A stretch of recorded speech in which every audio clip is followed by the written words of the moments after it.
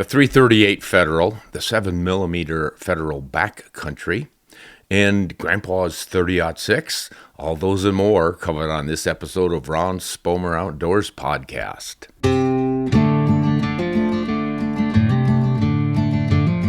Hello, everyone, and welcome once again. I want to give a shout out to our patrons, as usual, because they do such a great job of supporting us, both, spiritually as well as financially, and that makes all of this so much easier and so much more possible.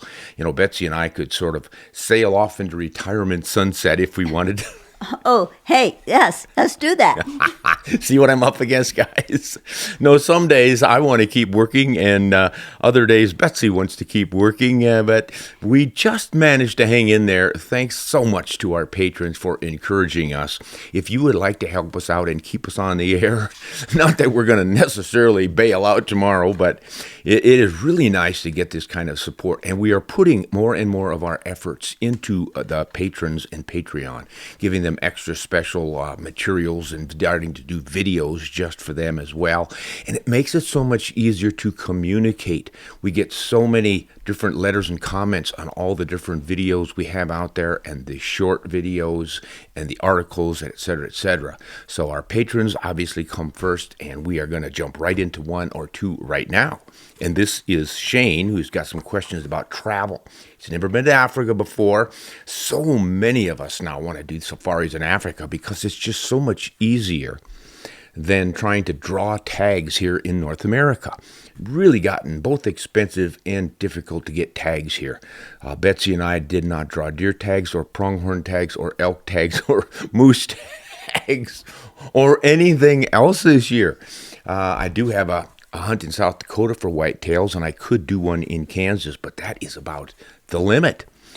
So for a lot of folks, it's like, hey, go to Africa. Yes, it's going to cost you maybe $3,000 in round-trip airfare, but boy, some of these hunting ranches and farms over there are really reasonably priced. Basically, you end up spending about $1,000 per animal taken. Now, if you consider going on a mule deer hunt out west, you're probably going to be looking at $4,000 and up, depending on the area.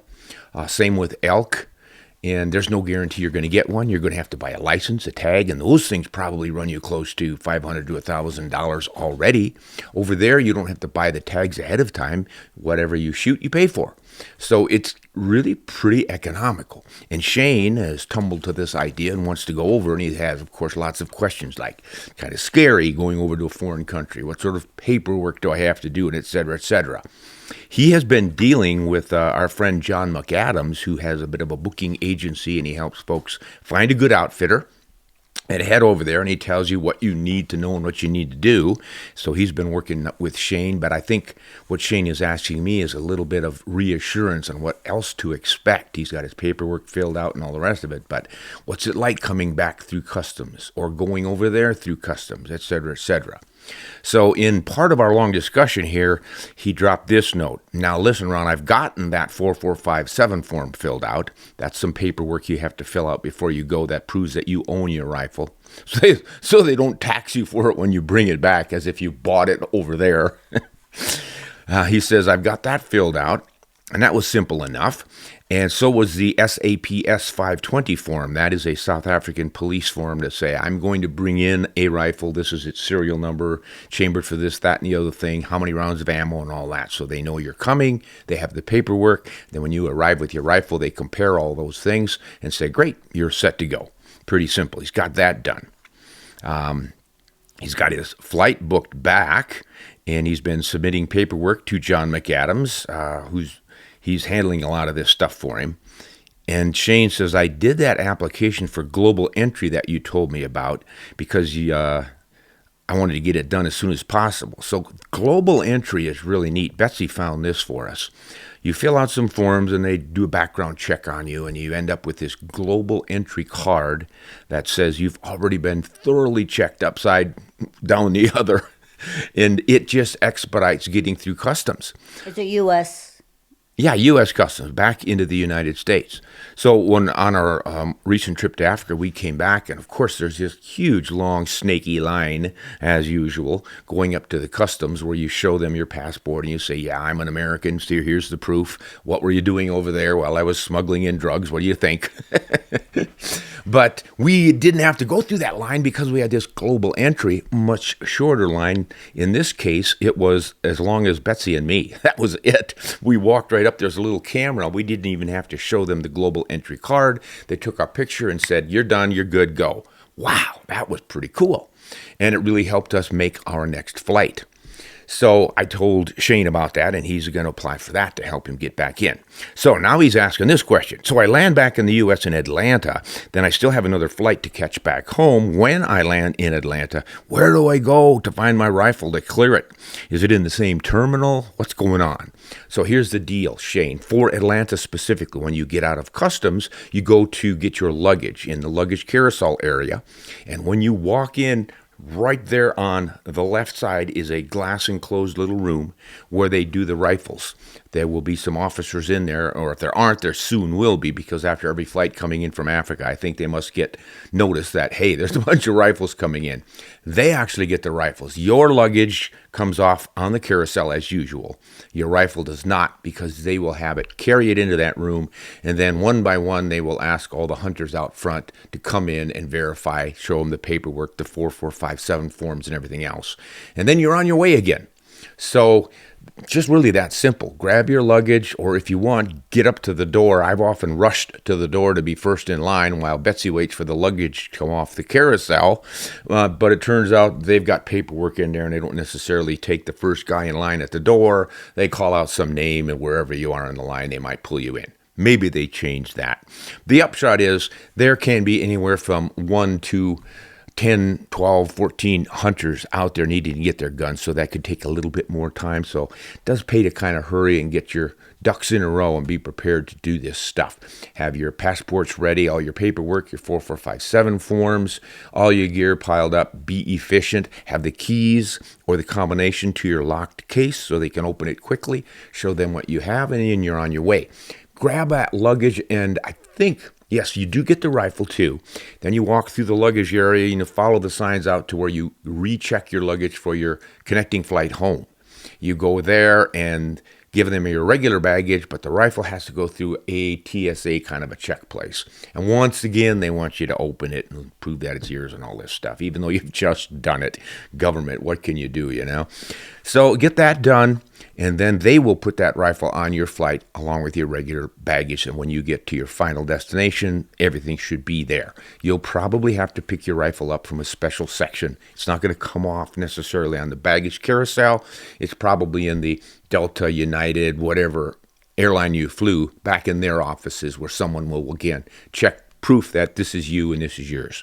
And that's about as complicated as it gets, which sounded pretty complicated, didn't it? But it's fairly painless, and don't worry too much about missing your flights. I mean, it's great to have 2 to 3 hours connecting time, but Betsy and I have made it in what, as short as an hour and a half, Betsy? No, I generally want to have 2 or 3 hours just because of that. This time because we didn't take rifles, we didn't have as much. Well, that's why it was so much shorter. Yes, this time we accepted a changeover of only an hour and a half because we didn't have to check rifles. And we made that flight, but not with a lot of time to spare. And let me tell you, little Betsy can walk pretty fast when she thinks she might miss a flight home. I would really suggest making sure you have 2 or 3 hours. It just decreases the anxiety. Yeah, good point there. So I hope that helped you out, Shane, and on all the rest of you who are considering this. Don't let all of this stuff stop you from having an adventure. I could have gone to Africa a lot sooner than I did. I went in 1995 for the first time, and I just think I missed a lot of opportunities. Been there many, many times since, but boy, I was pretty nervous about all of this stuff, specifically about going to a foreign country. South Africa is nice because they speak English. You don't have that barrier. But they're so used to taking care of visiting hunters. They do a great job of it. So I say go for it. Now, another patron, Mark, has a question about bear defense. We cover that a lot. It's really popular on our channel. And he says, hey, bear defense question. Please forgive me if you've already covered this. What is the appropriate distance in which you open fire on a bear charge? Obviously, he drops you out of the bush or jumps out of the bush and he's on you just like that. Well, that would be a good distance. Yeah. But on videos, when you see that a bear is curious and the person responds with loud noises and says, hey, bear, when do you send that opening volley? I don't think there's a rule book cut and dried on this, baby. But what most of the professional hunters in Alaska tell me is you had better be able to prove that your life was in danger. And most of them will sort of tongue-in-cheek say you've got to have some scratch marks or bite marks on you. But if you've got good sign of tracks in the dirt and stuff, and just generally good enough. I know our friend Charles, who heads up Knives of Alaska, and Diamond Blade Knives was a master guide up there, and he got charged by a bear. He had a client shoot a big bear, and at the shot, a sow with a cub came out of the cover looking around like, what is disturbing us? Smelled in or saw that big boar, must have known it was in the area. And of course, she's on the alert already and pretty aggressive because of that, because those big boars will kill the cubs. So when she came out from cover where they didn't even know she was there, she saw these guys, I don't know, was it 80 yards away, 100 yards away? And I think it was more like 100. 100-ish? A little bit more. At any rate, she charged, and it does not take a bear long to cover 100 yards. And they saw it coming, and of doing what you said, Mark, they stand up, wave your arms. I think they had a hunter, a guide, and a videographer, at least 3 people there, and they're all like, ah. So Charles said, you guys get behind me and do this. And he stood out front going, hey, bear, it's us, get out of here. She never missed a beat, just kept charging right at him. And of course, with his experience, he knew that this was a serious charge. But he still waited until she had come just underneath a bit of a sand dune that they were on and was coming up the slope. And when you've got a bear going up loose sand that close, you know this is not going to break off as a bluff charge. You learn how to read those signals.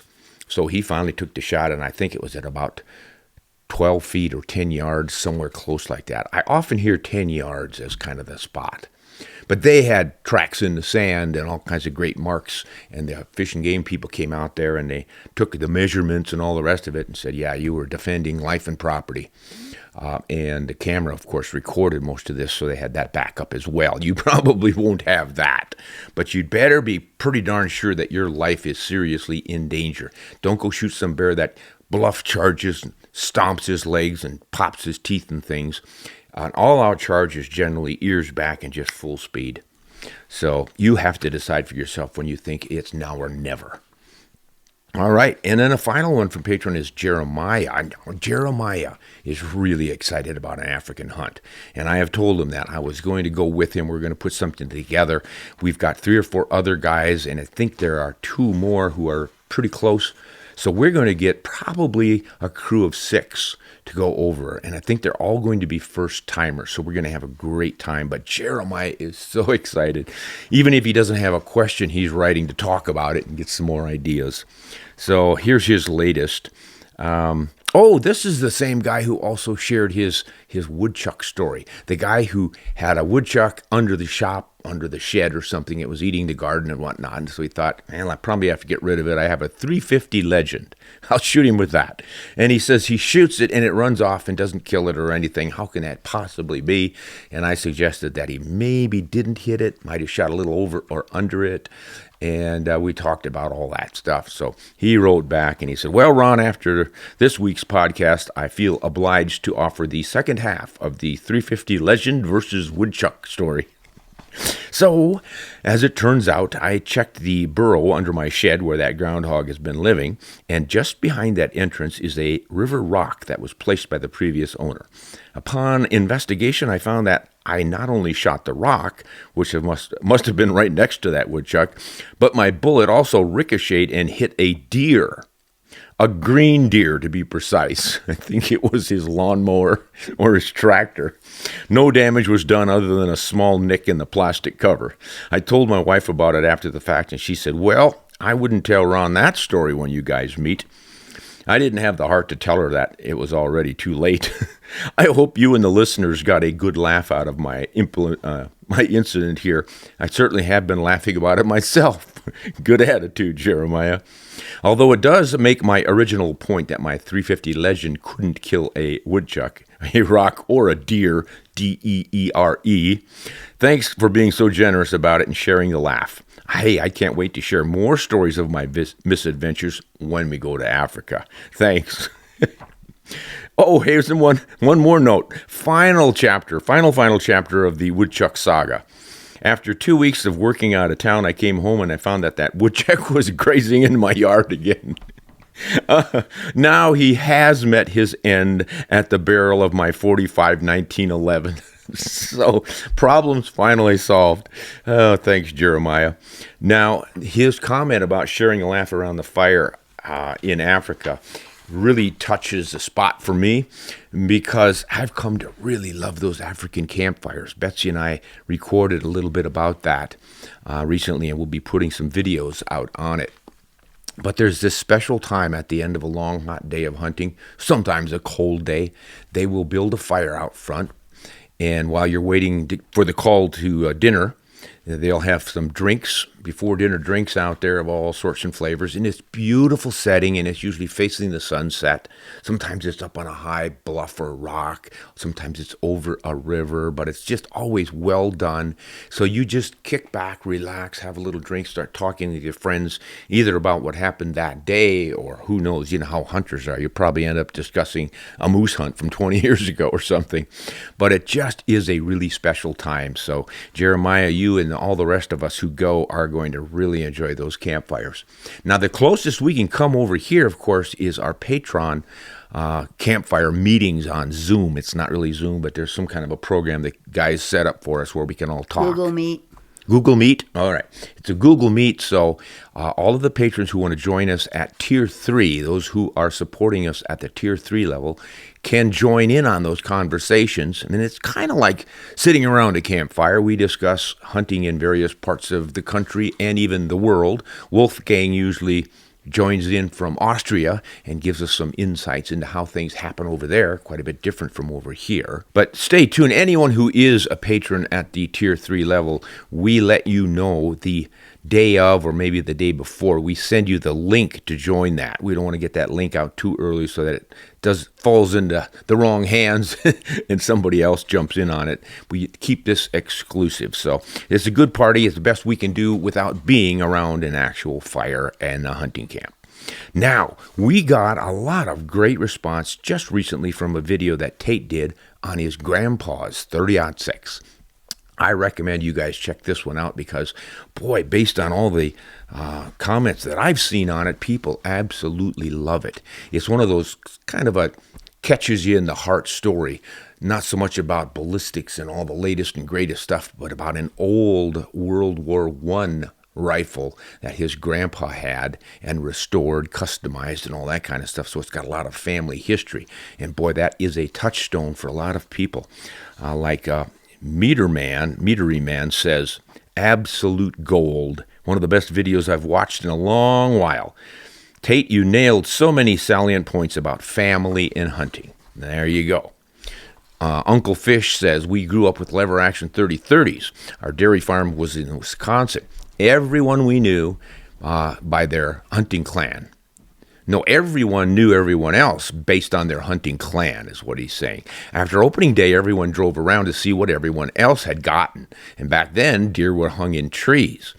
Then, when I could afford to modernize, I bumped up to a 7mm Remington Magnum. Hunting was families getting together. It was neighbors doing deer drives together. An 8-point was the trophy. And all that seems to have been lost with trophy hunting. I've put the 7mm mag away, and I've gone back to the nostalgia of the 30-30. It is hill country on the farm, and most shots are under 100 yards. We do keep it fun for the kids. We bring in deck with candy. We have trophy we pass around every year for the biggest buck. Keeping the family deer hunt fun. After all, when I grew up, opening day was bigger than Christmas. Keeping that spirit alive with the kids is important. For most practical hunting, any rifle will do. Think today we get too carried away about calibers. If the game is too far away, be a good hunter and sneak closer. 30-30 or 30-06 are just fine. Well, thanks for that, Uncle Fish. Yeah, the family traditions and stuff can really make the difference on a hunt and add so much to it. Now, this is from Nathan Adrian. It is amazing how similar things are between the hunting communities of Canada and the US of A. My brothers and I all shot Model 94 Winchester 30-30s, except one who used a 303 British. And all of our friends shot either a 30-30, 270, 303, 308 Winchester, or a 30-06. No one had a Magnum anything. After hunting, everyone we hunted with that morning would gather at our house, and Mom would cook up some bacon and eggs for us. If anyone had shot a deer or elk that morning, the tenderloin was on the breakfast menu. In a nutshell, we were family and friends, and I dearly miss those days. God bless you and yours with many more opening day hunts. See, everybody just can really relate to this stuff. I think it's a big, big part of hunting. Here's Joel McMahon 7386. My first rifle was a 30-30. Thought I was uptown when I got a scope to mount on it. I got a couple of modern platforms, but my first Bolt 700 BDL 30-06 is my go-to tool for deer hunting to this day. Still got the Redfield 2-7 scope on it. I've never had that scope off to this day, and I've used a Remington 150 Core-Lock ammo. I'm on the downhill side of my hunting career, and I hope it's the only rifle that I ever use.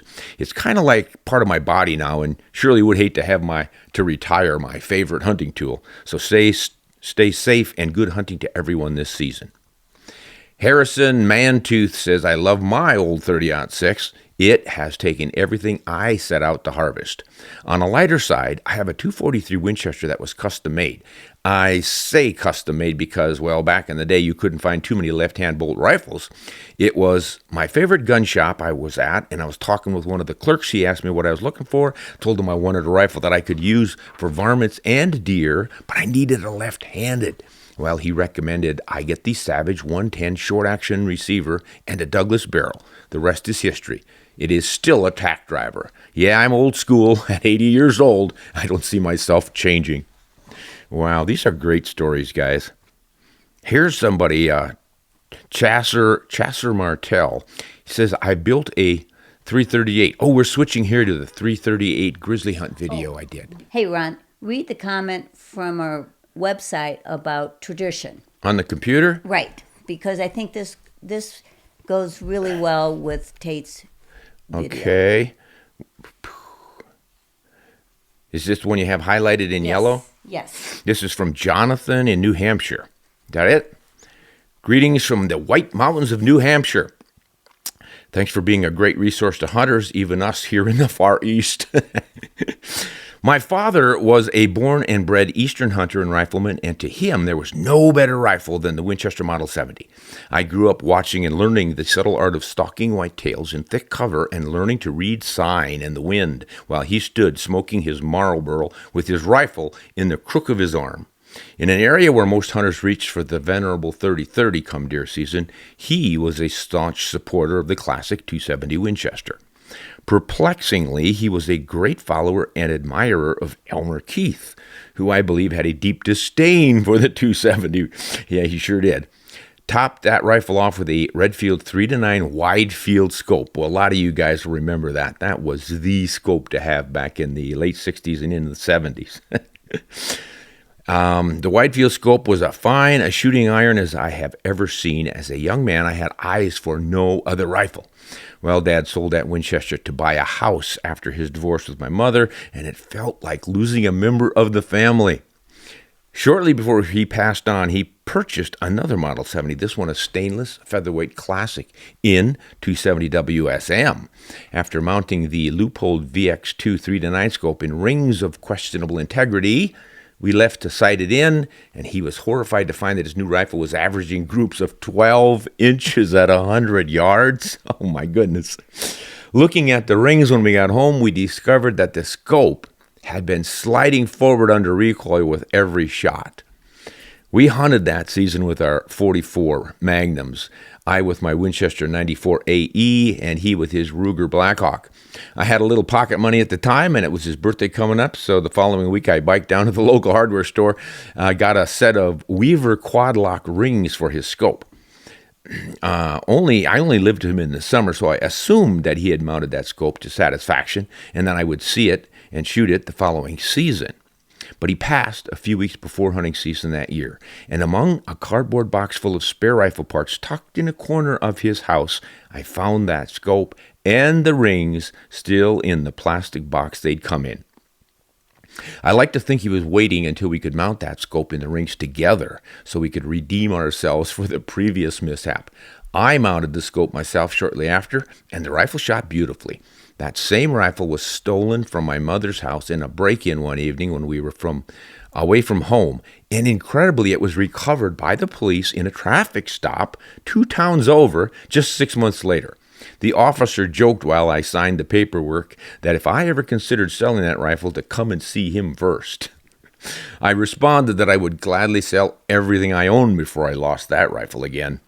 Seeing it again after giving it up for lost was enough to bring me to tears. I hunt with it to this day, and I hope to pass it down to my daughter when she's old enough, if only so she gets to carry Grandpa's Model 70. You're right, Betsy. That was tied right in there with Tate's video on the 30-06 that his grandpa built. So, yeah, it's pretty hard to argue that kind of family history stuff. Rifles can become heirlooms and touchstones, no doubt about it. Now we're going to talk about some .338 Federal cartridges. This is what I used on my grizzly hunt up in Alaska last spring. And it's not a well-known cartridge, but boy, there are some folks out there who know it and love it. Here's one of them. Chase R. Martell says, I built a .338/284. That would be the 284 Winchester case necked up to .338. I built it on a Model 600 Remington action in 1993, and I took it to Africa in 95. The standard load is a 210 grain Nosler partition at 2,750 feet per second. It killed kudu waterbuck impala very well. I subsequently used it on mule deer and elk in Arizona. It's flat enough to 400 yards, and it doesn't recoil very bad, even though it is under 7 pounds. I recently dug it out of the safe, and I am scheming new adventures when I retire next year. Well, good luck with your retirement and your upcoming hunting adventures there. Now, Howard Johnson says, I have a .338 Federal in the Thompson Center Encore Pro Hunter single-shot rifle. I dropped my biggest bull moose to date, 64-inch antlers, and it weighed about 1,500 pounds, he figures. Not the antlers, the whole moose. And he got it with one shot at 105 yards. I am using a 200 grain trophy copper bullet made by Federal Premium Ammo. There you go. .338 Federal works again. And finally, Kim Michael asks, will the .338 be about near the performance of the 8.6 Blackout? Kim, I said, yes, it's near, but the .338 Federal is actually more powerful. Here's how it works. The 8.6 Blackout is based on the shortened 6.5 Creedmoor case. And the Creedmoor case is itself based off of this obscure 30 TC case, which is really the .308 Winchester shortened down a little bit. So essentially you can say that the 8.6 Blackout is based on the .308, but it's a lot shorter case so that you have room to put those really long bullets on it.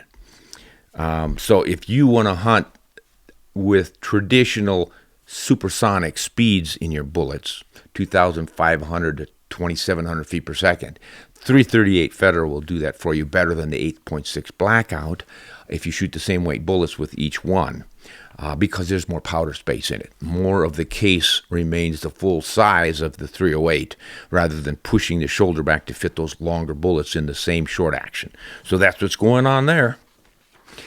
Now, Anthony is complaining about our audio, and I can't blame him because quite often it screws up.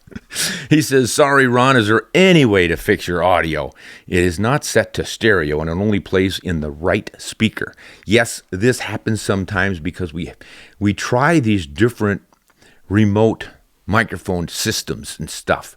We've had like 4 or 5 of them over the years, and sometimes, with me in digital, everything goes out the window. It seems like if you breathe on them too hard, they change something. And you touch them on the wrong place and they go from stereo to mono and I don't know what. We try. Yeah, we try. I say to Betsy, what the heck's wrong with this thing? We try really hard, and there's a lot of room for improvement. You know, the light blinks once every 2 seconds green, and it means one thing. And if it blinks every half a second, it means something else. And if it turns red and then blinks green before it turns blue, it means something else. We can't remember all that stuff. But we're trying, Anthony. Why don't you come over and run our sound for us? We need an engineer, a sound engineer. The only one that really works well is this speaker I've got mounted right here, but it's kind of hard to access this when we're out at the shooting range. So hang in there, guys. Grandma and Grandpa will keep trying. Here's something from Mark. It seems Ron doesn't read short video comments. He's only in it for the number of views for the money, like so many others. Oh, here's a complaint. Ron doesn't read. That was in response to our sound. To a sound? To our sound. The previous comment was talking about how poor our sound. And this guy thinks we're just in it for the clicks, the money, so we don't care about the quality or the sound or anything else? Yeah. Well, nice try, Mark, but no. If we are in it for the views, we would try to produce better quality. We're in it to provide information to all you guys. We certainly don't reject any money that comes in from, YouTube pays for a little bit for each one of these. What do we get, like a partial penny for every view or something? Not much, at any rate. But, we're not going to reject it. Our patrons help us keep the lights on, but so do some of these views. But we don't do it for the views, Mark. We're trying to provide useful information to everyone, maybe a little bit of entertainment value. But you're right. I don't read all of the short video comments simply because I can't. That's why I bring up this Patreon stuff. I can handle several hundred patrons, but boy, when you get thousands and thousands, some of our videos will pull up 3,000 comments. Some of the short videos even will get a lot, and we just don't have time to go through them all. No, we do. I do. You go through every comment? No, not every comment, but I try to keep up with them, and we try our best. Yeah, but we can't go through all of them. It'd be a full-time job just reading comments. Because our videos stay up for like forever. We've got some that are 12 years old, and people still see those and comment on them. I can't go through every one of our videos and look at the new comments. Pardon? Tell our audience to keep commenting. Well, sure, we want you to keep commenting, but don't expect us to reply to every one of them. I think I reply to a heck of a lot more than most folks who are doing this stuff, just because it's interesting and I feel a little bit of an obligation when you guys are asking questions. But once again, it's just practicality. One cannot keep up with thousands and thousands of questions a day. Ron, you don't need to sleep at night. Oh, that's right. I forgot. All right, I'll stay up all night, Mark. Stay tuned. How about Jay? Question for Betsy. All right. About time we put Betsy on the spot. How can I help my petite daughters to handle recoil? They shoot their 243s and their 6.5 Creedmoors just fine, but they seem scared to ever try anything larger. The floor is yours, madam. A suppressor. Cop out. No, seriously, I've shot all, for the last 25, 30 years without a suppressor, and you have to work up. I started with the 343, but my goal was a buffalo, so I worked up to a 375, and I think once you have a goal of what you want to accomplish, you can overcome your fear. Yeah, more mental game than physical? No, I think there is some physicality. Is that a word? I don't know. Yeah, I think it's a word, honey. but I just think you work up, and then if you put your mind to it, I also used a shoulder pad. Okay, that's a good one. Yep, I think that's really important when you're working your way up. Yeah. And try not to take as many. Don't take a whole lot of shots in the day. Right. Don't overdo it. Mm-hmm. Yeah, good advice. Yeah, that shoulder pad Betsy's talking about has got some special, wonderful plastic stuff that absorbs pressures and recoil and things. Generally, it's the PAST, P-A-S-T pad. I'm sure there are other brands out there, but that's the one I'm familiar with. And it covers your shoulder area where the butt of the rifle would be, and that really helps absorb some. And you could, of course, improve the soft quality of the recoil pad. Some recoil pads are absorbing more energy than others. The suppressor, Betsy suggests, is a wonderful idea. And because two things, it absorbs some of the recoil, softens things up.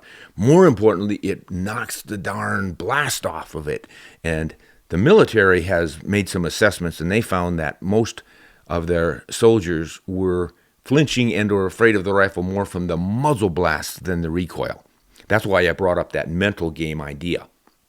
A lot of it's in our head. Ooh, it's a big cartridge. It's going to kick. And then when we fire it, oh my God, there's this loud blast, and that scares us, and it hurts our ears. And we translate all that to meaning, oh, it recoils so bad I can't shoot it. But obviously we know a lot of small shooters who handle really big, heavy-kicking rifles just fine because, as Bessie said, they worked their way up and they got all the right tools so that it didn't frighten them, et cetera, et cetera. I also think looking at your form, making sure that you have correct form. Oh, yeah. And then you can download your aim. Yeah, that's a good way to get them started. You know, take a heavy kicker. Let's say you've got a 300 Magnum or something. If you're a hand loader, you can load that down to the same levels as a 308 or even less than that. You get some really light starting loads, and then they shoot the rifle. You don't have to tell them it's a light load. They'll just shoot and go, oh, that wasn't so bad. And if you add in the ear protection, suppressors, any of that stuff, it makes it even easier. Then you gradually increase it until they don't even notice it anymore. So, yeah, there's lots of ways to do it, but that's basically the key. And finally, when you're actually hunting and you shoot your rifle, you don't even realize it's kicked. Yes, you're right about not knowing when you've shot a heavy recoiling rifle when you're hunting. I was shooting a .416 Rigby, and I was standing behind a tripod, fairly relaxed because we were waiting for an opportunity. It took quite a while to identify the appropriate cull bull or a meat bull. And when I finally shot, instead of leaning into the shot properly like you do with a big kicking rifle kind of a deal, I just sort of lackadaisically stood there and went bang, holding the rifle rather loosely. And it pushed me rather significantly. I didn't hurt at the time, but when I watched the video, I noticed Grandpa Ron got moved backwards a ways. I actually had to step back to catch myself from going over. So good position is important. Okay, well, good luck with that one. I think you can get those petite daughters of yours handling recoiling rifles pretty well, Jay. Now, LBV says a good quality scope costs a moderate amount of money, somewhere in the $400 to maybe $1,000 range. After this, you've really reached the point of diminishing returns for the money spent. And then there's the other question, is considering how good is your eyesight? If you've got problems with your vision, no money spent on a scope is going to correct that. Well, you're certainly right there. It can help a lot. Betsy finds that a higher magnification really helps her. She might not necessarily have better resolution technically, but because the target is much larger, she can see the crosshair on it easier, and she shoots better with higher magnification. Now, she pays the price of that by having a little more challenge getting the target in the scope, and especially refining it after she shoots. You come out of recoil with that small field of view, and now where did the target go? That's what's nice about having a less magnification, wider field of view. You shoot, and the target animal stays in the scope, so you can say, I hit him in the shoulder, or I shot just under him, and then you can make a correction for your follow-up shots, that sort of thing. And as far as prices, yeah, I mean, there are small benefits to spending more than $1,000 or $1,500 or whatever. Obviously, scopes they go up there towards that $4,000 or $5,000 range sometimes, maybe even higher now. I don't know. I don't shop for those really high-end ones. But you do gain a few things. You're going to have more bells and whistles. If you have a larger scope, bigger objective, a 34 millimeter main tube, so you've got bigger lenses and everything in there, prices go up. But those are specialty scopes for long-range sniping, shooting, and competition and things like that. You don't need those for hunting. Your basic 3 to 9, I hate to say it, it's been around forever, but still covers, 90% of all the hunting needs you'll ever have. And as the old-timers can tell you, if you're really good, a straight-up fixed power 4X can do the job. Certainly worked for Jack O'Connor and guys like that back in the day, and they were taking game out to 600 yards with 4 power scopes. So you don't need this super, super high quality. But that's not to say that the really top-end ones are no good or unnecessary. For some people, they are. I have a question. You said he was successful at 600 yards, but he probably didn't write about all the times he missed. I don't know. I've read where he missed. Most of those shots were something that he'd already shot at and or wounded, and he was finishing it off, kind of a thing. But I know with Elmer Keith, I reread his book, Hell, I Was There, and I was a little distraught to realize that what he called a raking shot was animals running away. I would call it more of a Texas heart shot, but he calls it raking because you try to slide it in behind the last rib forward, kind of a deal. But he would engage things at 600 yards with the first shot. And the grizzly popped up on the other hillside and started running away, and I leaped off my horse and started shooting. Seemed a little irresponsible to me, but then, that was then. This is now. Each individual makes up his own minds on these kinds of things, but that's how we learn and develop our own ethics. But that sort of stuff was happening, so I don't know. But they claim they were taking their game with 4X fairly consistently. And Elmer was actually, if what he writes is accurate, incredibly good at long ranges with open sights. And this is back in the early first 10, 20 years of the 20th century. And he was taking stuff out there at 600 yards with open-sighted rifles. Crazy stuff. Anyway, you don't have to spend half a fortune on a good scope, but sometimes it does pay to put a little bit more money down, especially if you can verify the quality and endurance of that thing. J.W. Miltex, good morning, Mr. Spomer. In 2023, I took a nice bull elk. How do you know he was nice? He might have been naughty. He may have poked his friends in the butt when they weren't looking. He may have stolen food from the mouths of calves. Who knows, huh? But I'll take your word for it. We'll say it was a nice bull. I took a nice bull at 464 yards with my Mark V 270 with a 150 grain Nosler Akibon long-range bullet. It did the trick, but that bullet was located just barely sticking out of the opposite hide, and it had lost about 98% of its mass. I had to shoot the bull 4 times. This is not good advertisement for that bullet. This year, I'm hoping to use a new Barnes 129 grain long range I picked up last week. I hunt the canyons, so I'm anticipating 300 to 500 yard shots. My concern is that at that range, the copper won't expand, given the foot-pounds energy requirement of 1,400 foot-pounds given by Barnes on their website, I assume. Will these copper bullets expand at 1,350 foot-pounds of energy? If not, then maybe I need to stick with an Akibon or a cup and core round at this range, at least with the 270. Any thoughts? Thanks, Justin. Oh, boy.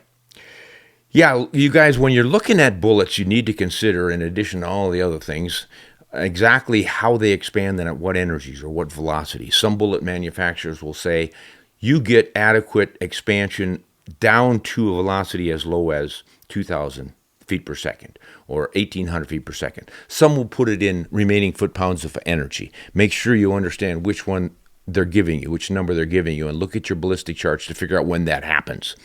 And then realize that how much expansion is expansion. Betsy once shot a buffalo with a 300 grain Barnes TSX that barely opened, I would say. We recovered the bullet on the opposite hide. It was a pretty long shot. We guessed about 125 yards. So the bullet was beginning to open, but it certainly wasn't fully opened. And yet that buffalo was done with one shot through the shoulders. Didn't hit the spine or anything. So it was sufficient expansion. So one man's expansion is another man's didn't open up, I guess. So I really can't tell you honestly if it's not going to or is going to, it's going to be adequate or inadequate. I think they're trying to give you kind of the best scenario there. But plenty of game has been taken with bullets that did not expand maximally or as much as was required. Obviously, it does less tissue destruction, less hemorrhaging if it doesn't expand as much. So you kind of have to make a judgment call. I shot my last elk at 411 or 413 yards with a 139 grain bullet from a 7-rem mag. I don't remember what the remaining energies were on that bullet, but it shot through the elk. and pretty much killed him with one shot. He stood there wobbling, and I gave him another one just because that's a smart thing to do with elk or any big stuff like that. And then he was down. So I would have guessed that I was getting down there towards minimal expansion, but both bullets shot through. I never recovered them anyway to find out. I think you'll probably be all right certainly to 400 yards. 500, you might have a bit of an issue. But then there's the potential for that bullet to tumble, because most curved nose bullets, regardless of the construction, that the curve itself says that that bullet, upon striking tissue, is going to have more pressure on one side of the curved nose than the other and move the bullet to where it starts to tumble through the animal. And tumbling bullets can do a lot of tissue destruction as well. So think about it, make up your mind, but I think I would give it a try, but I would stay away from 500-yard shots on elk with pretty much anything. It's just getting so far out there. There's so many opportunities for something to go wrong, your wind calls and all the rest of it. I think it's really behooves you to try to get a little closer if you could. All right, here is Jeffrey.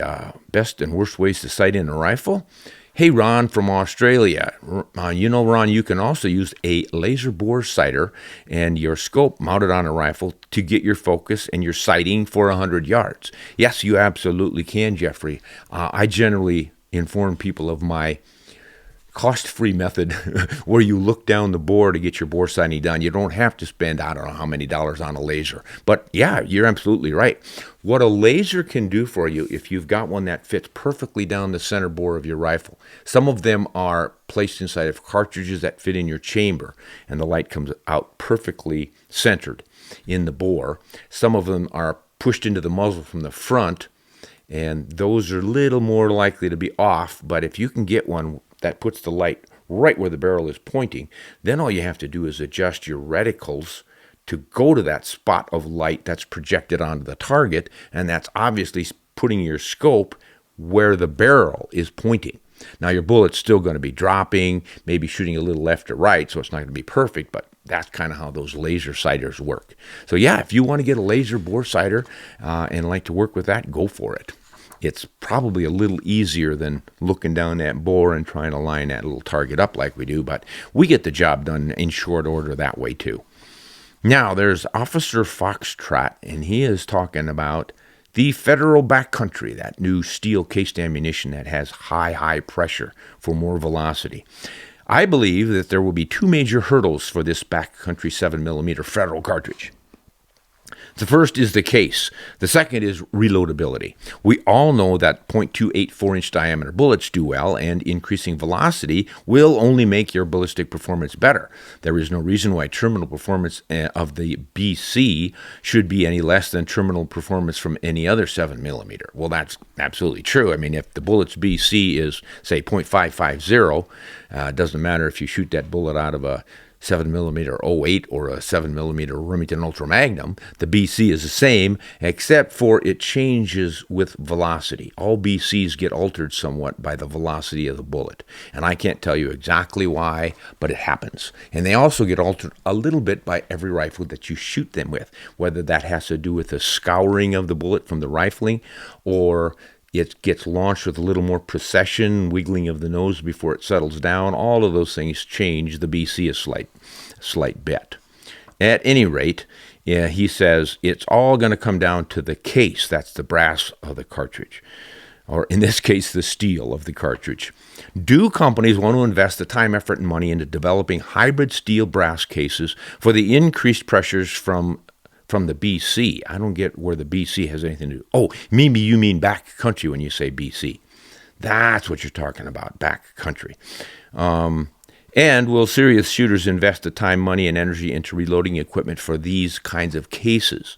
Will companies even develop reloading equipment for these cases? Are the benefits from the backcountry steel case going to be worth the investment? Will it be popular enough? If it is popular enough, maybe enough companies will invest in it and it'll gain traction. And then maybe some companies will have, say, come out with a 300 backcountry, a 6.5 backcountry, a 308 backcountry. This may be the first stone to cause a rock slide, or it might amount to nothing. Well, Officer Foxtrot, I think you've pretty much summed up what most of us think. We just don't know yet. Federal is pretty high on this, and you certainly are getting that performance, 80,000 psi. So you get performance out of the 7mm backcountry from I think they measure it from a 20-inch barrel, and it's the same as a 24 or 26-inch barrel with a 280 AI or something like that. At any rate, it's a new way of gaining velocity and energy with higher pressure rather than longer barrels or more powder the way it's been done in the past. But it does require, well, I think I've got one right here, a steel case. So the brass, what would be brass on a normal cartridge, is steel. It's a special kind of steel, and Federal said that they have reloaded it as many as 3 times. A few little tricks you have to play with it in order to reload it, but it seems like it's pretty reasonable for at least 3 reloads. We shall see, time will tell, but I'm betting that if it's at least bit successful, Federal will come out with some 30 caliber versions and 6.5s and all the rest of it. Here is Gene. I graduated high school in 1973 in a small town of about 200 people. Most of us had a shotgun in the rear seat of our trucks or cars during pheasant season. Notice I didn't say locked in the trunk. We all knew that a shotgun would still be there when school let out. During shop class, we would discuss our plans for which field we would hunt after school. Most of the teachers that were hunters would do the same thing. I hear you, Gene. I had a similar situation in the little town I grew up in. Most of the farm kids and a lot of us town kids, well, we didn't have to drive to school, but the country kids did. And there would be a shotgun or a rifle on the rack in the back of the truck. Common stuff. Some of those rifles rode in the truck as much as the actual steering wheel and seat did. They just never left unless it was time to hunt or grab it and take it out to shoot a varmint or something. The upshot is we had responsible use of our firearms back in those days. I think it has more to do with society than anything else. You grow up in a small community where people respect one another and you know the rules. You're brought up to respect guns, to respect private property, respect other people. There's low or no crime, and you can do those sorts of things. We not only had the guns in the back of our trucks and stuff in school, in the parking lot, on the school grounds, we often had them in the shop class because we would refinish the stocks as a project. And we would say, last period study hall, hey, I'm going to go down to the shop class and work on my project. And if you got permission from your shop instructor, okay, go for it. We would go downstairs, we'd start working on our stock. The teacher would come in, make sure we were there, take the roll and all, and say, all right, you be careful now with those guns, boys. And when he left, we'd sneak out the back door and go pheasant hunting an hour early. Don't tell them. I think the statute of limitations has run out on that, but don't tell anybody. I don't want to get in trouble. The good old days in small town America. It was great. Gerhardt, Poor Man's Rifle. Let's see what you say about the Poor Man's Rifle. The best affordable rifle, in my opinion, is a Howa 1500. What you guys might know as the Weatherby Vanguard. I have several. I must be poor more than once. I also have a Sacco, and these Howas, well, they have nothing to fear from the Sacco. So, yeah, Gerhardt, the Howa 1500 is one heck of a rifle. I've recently had 2 of them I've been working with, and they both shoot right at or close to half minute of angle. Remarkable stuff. Now, it's an action that's real similar to the Model 700. Howa is a Japanese manufacturer. They were obviously working on war products back in World War II, so they weren't real popular with the U.S., but they converted to civilian things, and they have been making these bolt-action rifles for a variety of companies. I remember way back when it was Smith & Wesson's Model 1500. It was a Howa. And then Vanguard, the Weatherby, picked it up as an inexpensive branded Weatherby, but it was a Howa, or what's now a Howa. And now the brand on it is Howa through what is Sporting Arms in Nevada. Sorry, guys, I've forgotten the name, but you'll come up with it. They have a line of Sterling scopes and Howa rifles and Citadel and a bunch of different things. Legacy Sports International, I think that's what it's called.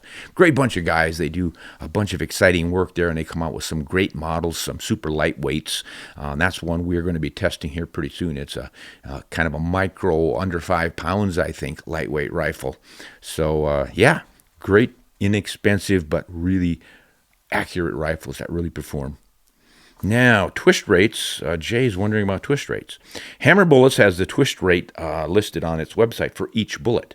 Find one close to what you plan to shoot for dimensions and see what it says. Yeah, those of you who wonder about, gosh, which twist rate should I get in my rifle? It all hinges on what length of bullet you want to shoot in it. The longer the bullet, the faster the twist has to be to stabilize it. And there's generally a standard. In the old days, 30-06, 1 in 10 twist, and you could shoot bullets from 100 grains up to 220 grain round nose. They didn't tell you it was the length. We always thought it was the weight. It's the length. And that's why a 220 grain round nose should stabilize. But if it were a boat tail spire point, it probably wouldn't, because to be 220 grains in that form, it would have to be longer. So think about length. So when you say, I want to get a custom 270 with a long throat to handle some really long bullets, like these new 170 grain types coming out, you're going to have to increase the twist rate. So go to the manufacturer of the bullet and say, yeah, this particular bullet needs a twist rate of what to be stabilized. And it's generally at the top velocities that those cartridges kick out, but that's pretty flexible. You don't have to shoot them at, say, 3,000 feet per second. It'll probably still be good at 2,700 feet per second. Don't freak out about it. But there's a great ballistic calculator, free, an online thing. Go to the Burger Bullets. Burger Bullets has an online stabilization calculator thing. Go on there, put all your information in, and it'll tell you whether or not your twist rate will stabilize that particular bullet. Okay. Now, what have we got here? A couple more. My grandfather's rifle. Oh, this is again referring to that 30-06 rifle from Tate. Hey, a great video. It really takes you back. These days we get caught up in hunting equipment, and I think we can't be successful without the latest and the greatest gear. But most game is still shot within distances that an old rifle like the 30-06 is capable of. If it is shooting 2 minutes of angle, that means the bullet will land within 1 minute of angle of where you're aiming, so you can still take game just fine out to 300 yards or so with that. Yeah, when you guys are thinking about minute of angle and how you need to have a half MOA rifle and all that, if you have a 1 minute of angle rifle, all of your bullets should land within an inch at 100 yards, 2 inches at 200 yards, 3 inches at 300 yards. Well, if you have a 2 MOA rifle, you're going to land inside of 2 inches at 100 yards, 4 inches at 200 yards, 6 inches at 300 yards. 6 inches on the side of a deer, I think you got your deer. So we go a little bit over the edge on this accuracy stuff. I mean, who doesn't want a super accurate rifle? But really, the old timers would just generally get a rifle that group, they didn't really know. They would shoot it at a bucket. If you can hit a 5-gallon bucket, you're ready to go deer hunting. That's the way it was when I was a kid. Okay. All right. We got time for anything else? Yeah, a couple questions. A couple questions on here? Yeah. Which one would you like me to address? I don't remember. You don't remember question. All right. Start at the top. Oh, let's start with Daniel Hurt in Missouri. That's just starting at the bottom. Sorry, Dan. We don't want to make you at the bottom of the list, but that's the first one that popped up, so I'm going to read it. I have hunted deer since I was 12 years old. I'm now 51 years old, and I have convinced my wife to let me go on one trip, and I'd like to go on a mule deer hunting trip to Idaho. Is there any unit in Idaho on government land, public access land, that you know of that would be a good place for someone like me who's from out of state to go and I have a good chance of getting a mule deer? No, don't come here. We don't want you.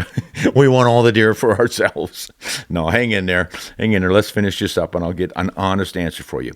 I would plan on camping out while I was there. I've been in law enforcement for a big part of my career, and I was once the chief of police. Now I'm getting older. I work part-time for a small town. I work for the county part-time. I watch your videos on Facebook and YouTube. Appreciate your advice and wisdom. That's why I'm asking someone like you who could point me in the right direction on a hunt in Idaho. Thanks very much for your time in this matter. Yeah, Dan, you're asking the question we all want to know. Where do I go to get the big one? But you're on the right track here. I can't tell you where to go to get the big one. Betsy and I hunt here on our ranch. If I had to go out of this area, gosh, we've been doing it for what, 6, 7 years now, and I don't even know where to go anymore. I used to stay abreast of this stuff, but there is a lot of public land in Idaho, and the best mule deer are usually down in the southeast part of the state or over in the west edge in the Hells Canyon country. Really, really rough stuff. But there's a mix of Forest Service land and BLM land and private land, and it gets real tricky to know where you are. Most of the young guys are using these Hunt Stand and Onyx map things that have all that information. Your phone says, this is where you are, this is the land you're on, and it's owned by so-and-so, and here's the borders, so you don't get messed up and get in trouble. So that's one thing you want to consider. But then the next one is, what's the deer herd's quality in that particular area? Generally, the oldest and biggest bucks get that way through age, and the only way they get old is by staying out of trouble, which means they're probably in a deep, isolated wilderness kind of a place that nobody gets to, or really, really thick forest where it's hard to see and find them, and or on private land where they can hide out and nobody is allowed to hunt.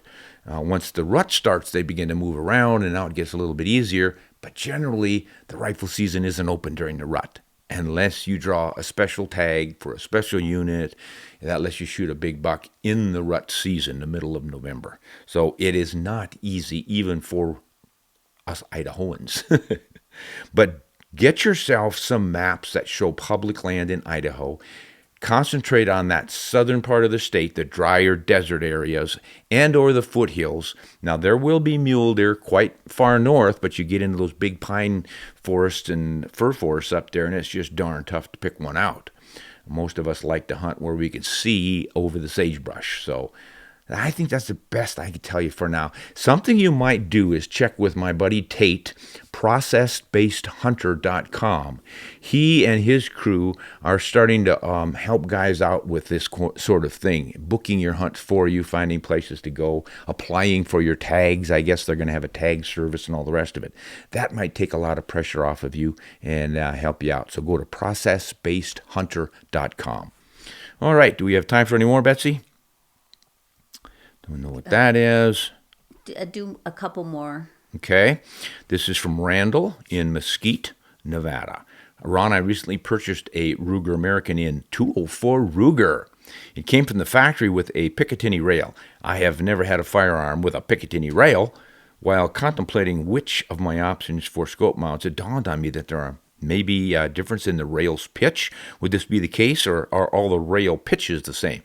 So I assume you think the pitch, meaning the rail is higher on the back than the front, which is fairly common. They call it generally a 20 MOA rail. It raises the back of the scope up so that the scope is then looking down through the barrel, and then when you're making your adjustments for longer ranges, you've got more ability to do that, adjusting it up and down for long range. But you really don't need to mess with it with a 204 Ruger. You're pretty much limited to maybe 300-yard shot because your bullet runs out of energy. It's a wonderful flat shooting cartridge. It's about like a 22-250, but it's a 20 caliber bullet, and you're going to be shooting 25 grain bullets, maybe 32 grain bullets, something in that range.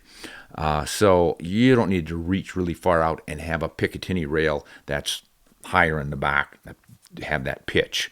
So don't freak out about it. Even if it does, you just adjust your scope and you're going to be fine. So I think that answers it for you. The nice thing about the Picatinny rail is that it's the same width, so you get rings that fit, and you could turn your scope onto that, take it off, and put it back on in the same grooves, and it should be in the same spot every time. Some guys will do that, and they'll swap scopes. They'll use a shorter, more wide-angle scope for close-range work, and then if they want to do some long-range target shooting, they'll put a bigger scope on, and they'll keep the rings on the scope and then just mount them on the Picatinny rail. So something nice. What I don't like about pick rails is that they breach or bridge the ejection port. On rare occasions, the cartridge will fly up, hit that, and fall back in, and you have a little bit of a jam. More often, though, it just makes it difficult to reach inside and push your rounds down if you have a traditional magazine inside of with a floor plate. If you've got a dropout magazine, no big deal. Okay, any more bets? We run out of time. Got one more here. Let's do it. Alabama, Dwight. Give me your opinion on the following. I have a custom 270 WSM purchased 15 years ago. I've used it on Western hunts since acquiring, and I've killed elk, mule deer, and outedged sheep. For whitetail hunting here in my home state, I've been using a 7mm 08 lately, been pleased with its performance. Unfortunately, age and arthritis have caught up with me, and I can't handle the recoil of the Magnum as well as I used to. I am considering adding a muzzle brake to the WSM because I don't like the increased noise level that comes with a brake. I'm also considering getting rid of that rifle and using a 708 on western hunts, and limiting my shot distance, which I generally do anyway. Your opinion, much appreciated. I think you can do it all with your 708. I love the 270 WSM, but it is pretty loud.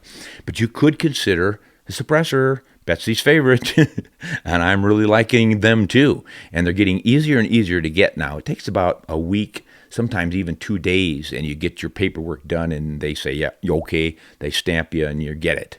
And Silencer Central's even sending them right to you. They do all the paperwork and stuff for you, help you out with all that, and then once it's all cleared, they can ship it directly to your house. So it's pretty cool.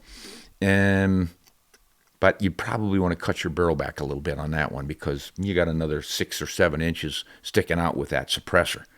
But if you don't want to go mess with all that stuff, that 7mm 08 will work just fine. Betsy used one last year to take her big mule deer. I'm using my 757 Mauser, which is basically the same thing as far as a ballistic performance goes.